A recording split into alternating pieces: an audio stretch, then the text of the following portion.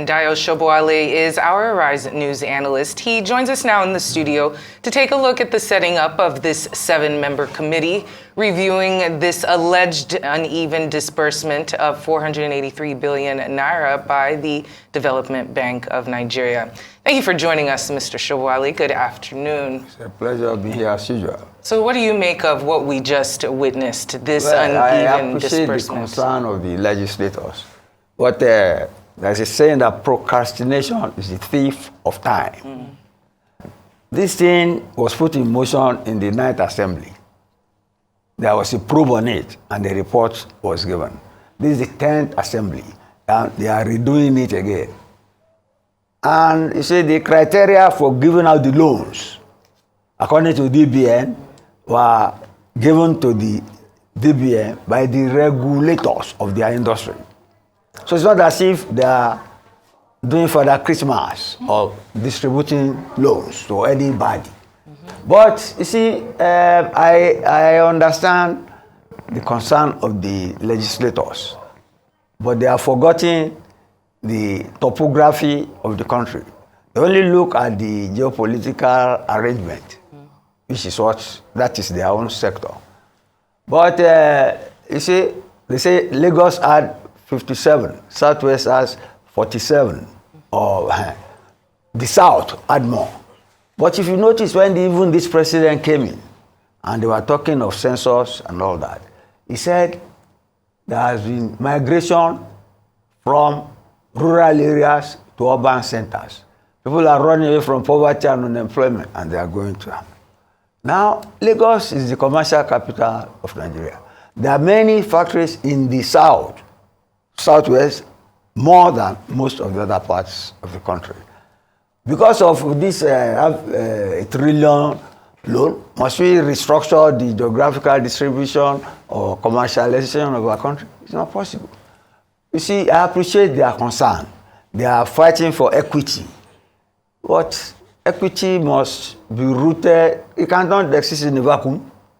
It must exist on the availability of factories or industries involved for the disbursement of the loan. They're talking of oil and gas, manufacturing, agriculture, transportation. We all know where the country is, the mass of the country. You know where they drift to. They drift from north to south. So if it is, unless, of course, they want to redistribute the manufacturing outlay or transportation network of Nigeria, which is not possible in the next so many years. So let us live with what we have on the ground. And then they should not be hostile to these people who are bringing the loan. Because foreign investment is involved. If you procrastinate like this, they will take their money elsewhere. And then time is of essence. I remember a Iwokwin factory. We wanted to make paper. And the tree for pulp had to grow to a certain age. By the time you are doing this thing, the tree got over age and they couldn't make paper. The paper, the factory wounded up. So how many times will they tailor this loan to accommodate the means and caprices of all the political areas of the country? So maybe they should pass this, let this go. Although they have said 4 weeks' time.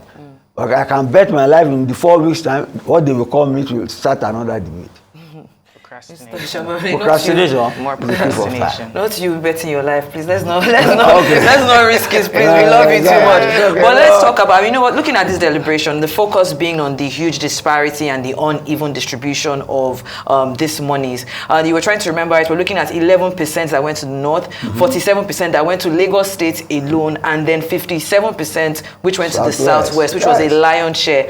But what would you say about, the former Minister of Finance, Budget and Planning and Advice, Mrs. Zainab Ahmed, who said that the Development Bank has to relax its criteria, which has made it difficult for other geopolitical zones to access these loans. Not necessarily about the distribution network, but the criteria. Some senators said there that some other states were not interested.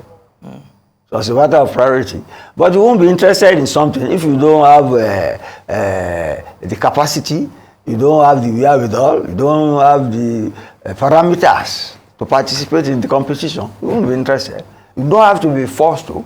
And in the process, you don't have to delay what should move on from moving, because some people have not shown sufficient interest. It's unfair.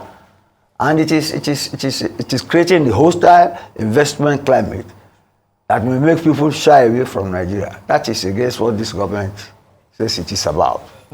Yes. All right, so apart from lowering the criteria, which obviously isn't something that anyone wants to do, as of course there's international standards, what can be done to pacify some of these regions that feel like the loans have been skipped over? Let me answer that straight away. Let this go. You get me? They have committees. They let them form criteria, standard for participation, and maybe they do it on rotation.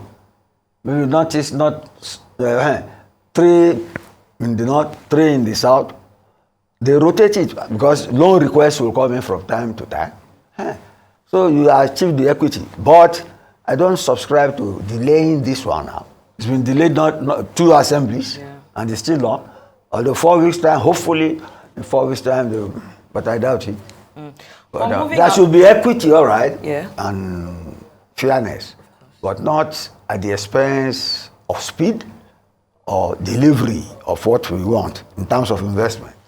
Yes. Speaking about equity and fairness, I mean we are focused on the geopolitical zoning, but how about can we talk about even the sectors in itself that have been have an advantage because of this loan? Looking at the 5 sectors that were highlighted: oil and gas, manufacturing, agriculture, forestry and fisheries, and then trade and commerce, as well as transportation and storage. Yes. Do you think that maybe there are other sectors that we are looking over when it comes to this loan? Those are very important sectors.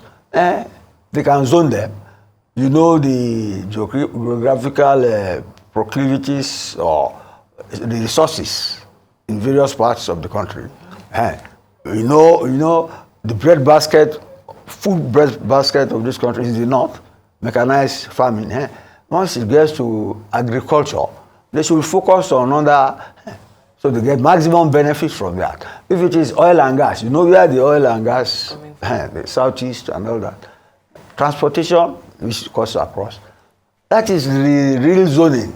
Zoning in terms of natural resources and geographical capabilities or expertise.